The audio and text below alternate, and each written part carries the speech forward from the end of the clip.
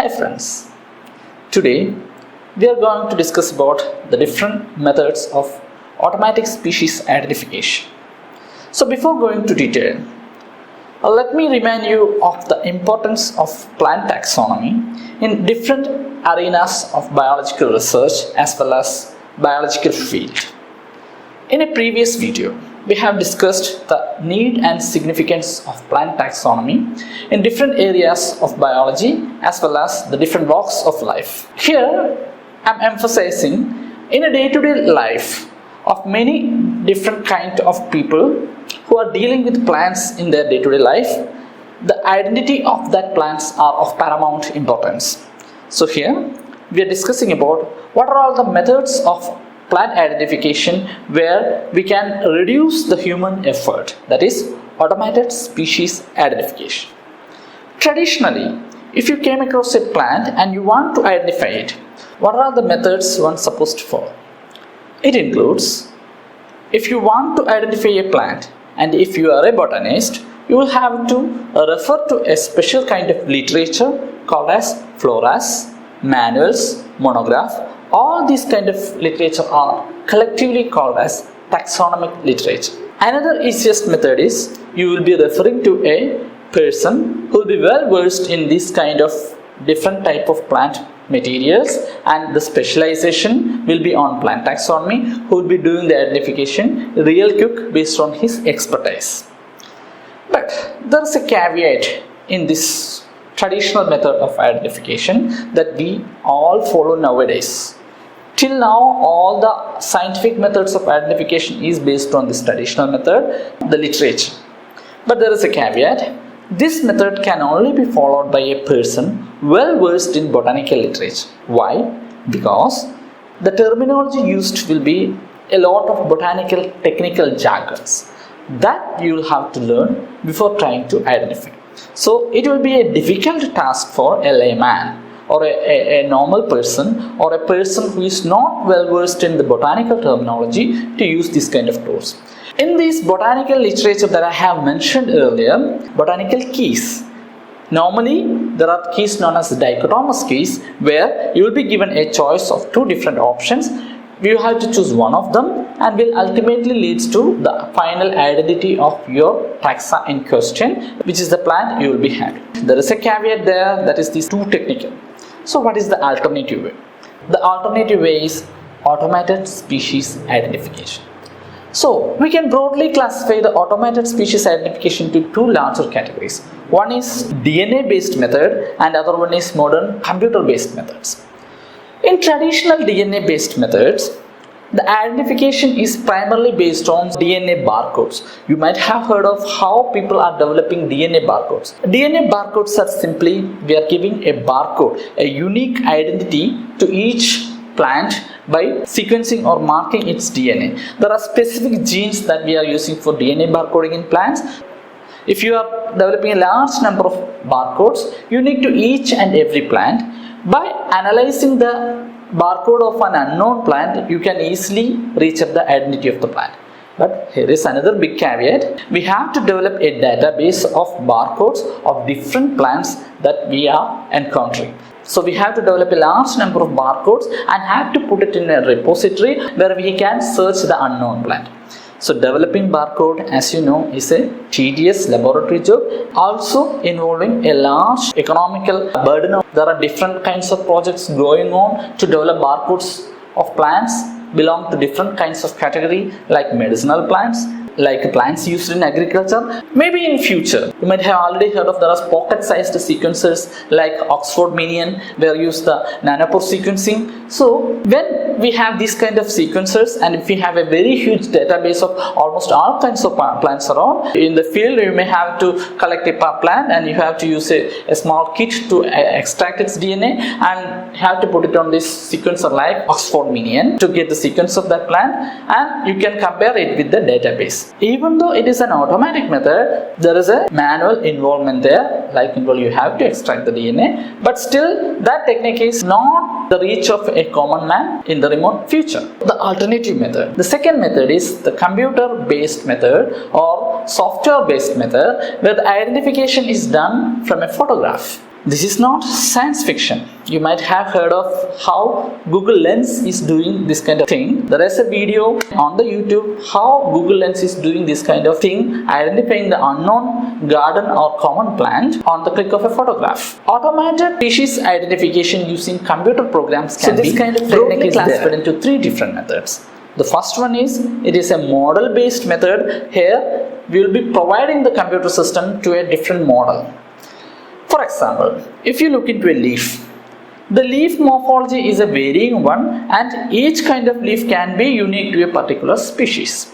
But there are different kinds of species sharing similar kind of leaf morphology that can be used for automated species identification. There are some studies that have done with using 12 or 20 different plant species where the leaves has been encoded using this model based method, and the system identifies the plant from its database by looking into the leaf morphology. It will be saying which plant it belongs to.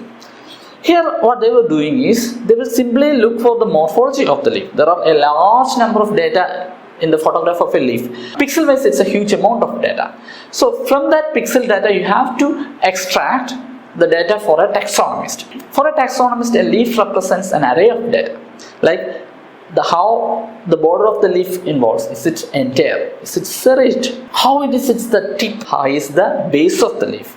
What is the venation of them? Likewise, it involves a large number of features that is useful to a taxonomist. So in this model based technique, the software scanning the leaf extracts this kind of taxonomic data out of the leaf and also extract some kind of mathematical data like the length to width ratio, because if you are taking a photograph, there are some kind of error that can occur. So the appearance can be a little varying from that of its actual appearance. So in that case, what the computer can do is, it can morphologically analyze. Along with that, it can do the morphometry. It can do different kind of measurements from the leaf and calculate the ratios. So for computers, the ratios and numbers are more useful than that of other morphological data. In the model based program, we will be providing the computer with a leaf or similar kind of morphological thing of different species. The computer database will be made ready with all this kind of data and it will be programmed so that it will be analyzing this kind of ratio as well as the data. Once this database is ready, you can give an unknown leaf or an unknown plant part, and from the database the model based system will give the identity of that particular plant. So that is the model based method. There are a few examples of that kind of study that I have shown here. The second method is model free method. In the model free method, what we are doing is, instead of making the computer learn all these kind of things like the botanical terms, we will be giving away with the botanical terms. Like the computer will be seeing the plants in a different perspective than that of a botanist. So it will be measuring the all kind of varying things. There will be a learning curve by the computer on the plants. So we will be providing the learning data of the different plants in its photograph, and the computer will be learning from its own method, like the edges, like the furrows, like the color variation. All these kind of things will be taken into account. So once that database is made, you can give an unknown plant where it will be doing the analysis and provide the data. Here also there is a training step. We will have to provide the training data. The third and the final method is CNN, or convolutional neural network. So here it is a deep learning method.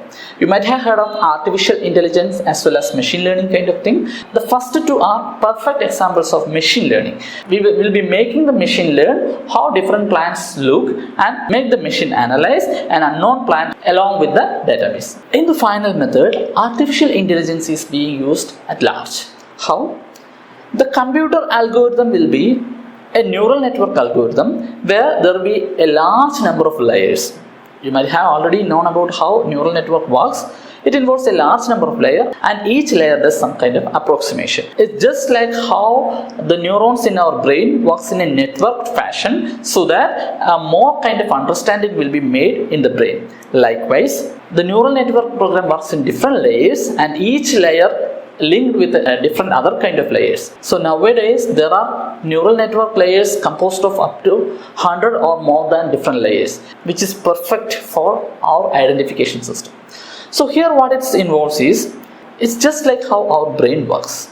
For example, if you are seeing a person and you remember his face, you don't individually look for how his nose looks, whether he is having a mustache, whether he is having a beard, whether he is bald, something like that. You are looking at a face. Our brain is programmed to see face. Okay, so next time you see him, you don't look for his features, whether he is having a beard, whether his nose is like that, whether his eyes are like that, something like that. You are immediately recognizing him by looking at his face. Like that, the computer program will be looking into a plant and immediately identifies them.